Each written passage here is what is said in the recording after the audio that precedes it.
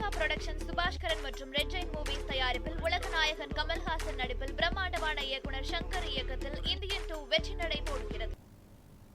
விழுப்புரம் நாகை தேசிய நெடுஞ்சாலையை 4 வழித்தடமாக விரிவாக்கம் செய்யும் பணிகள் சீர்காழி பகுதியில் பகுதியளவு நிறைவடைந்திருப்பதால் வாகன போக்குவரத்து தொடங்கப்பட்டுள்ளது.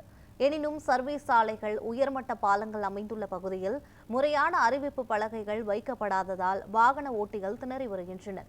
இதுகுறித்து நமது செய்தியாளர் ஞானவேல் வழங்கிய தகவல்களை தற்போது பார்க்கலாம். விழுப்புரம் முதல் நாகப்பட்டினம் வரை தேசிய நெடுஞ்சாலை திட்டம் NH45A 4 வழித்தடம் 4 நிலைகளாக நடைபெற்று வருகிறது. விழுப்புரம் முதல் புதுச்சேரி வரையிலும், புதுச்சேரியிலிருந்து பூண்டியாங்குப்பம் வரையிலும், பூண்டியாங்குப்பத்திலிருந்து சீர்காழி சட்டநாதபுரம் வரையிலும், சட்டநாதபுரத்திலிருந்து நாகப்பட்டினம் வரையிலும் 194 கிலோமீட்டர் தூரம் சாலை, சுமார் 134 கிராமங்களை இணைத்து 6431 கோடி ரூபாய் மதிப்பீட்டில் இந்த சாலை பணிகள் நடைபெற்று வருகிறது. இந்த சாலை பணிகள் பெரும்பாலும் நிறைவடைந்த நிலையில் மீதமுள்ள பணிகளும் வரும் 2025ஆம் ஆண்டு ஜனவரி மாதத்திற்குள் நிறைவடையும் என மத்திய நெடுஞ்சாலைத்துறையினர் மூலம் தகவல்கள் வெளிவருகிறது.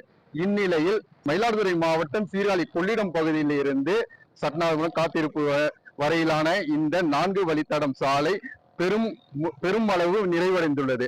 இந்த 4 வழிச்சாலை திட்டத்தில் பொதுமக்களுக்கு மிகுந்த பலன் இருந்தாலும் போதிய விழிப்புணர்வு தகவல் பலகைகள் இல்லாததால் அதிக அளவு விபத்துகள் ஏற்படுகின்றன.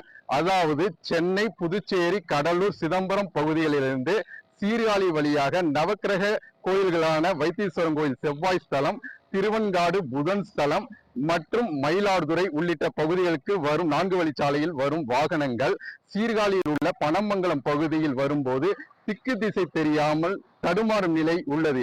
ஏனென்றால் இந்த பகுதியில் மயிலாடுதுறை பிரிவிற்கும் சீர்காழி நகர்பகுதி வருவதற்கும் காரைக்கால், நாகப்பட்டினம், வேளாங்கண்ணி செல்வதற்கும் போதிய அறிவிப்பு பலகை வைக்கப்படாமல் உள்ளது. வரும் வாகனங்கள் மேம்பாலத்திற்கு அருகில் வரும்போது மேம்பாலம் வழியாக செல்ல வேண்டுமா அல்லது சர்வீஸ் சாலை எனப்படும் சேவை சாலை வழியாக பிரிந்து செல்ல வேண்டுமா என தடுமாறும் நிலை உள்ளது.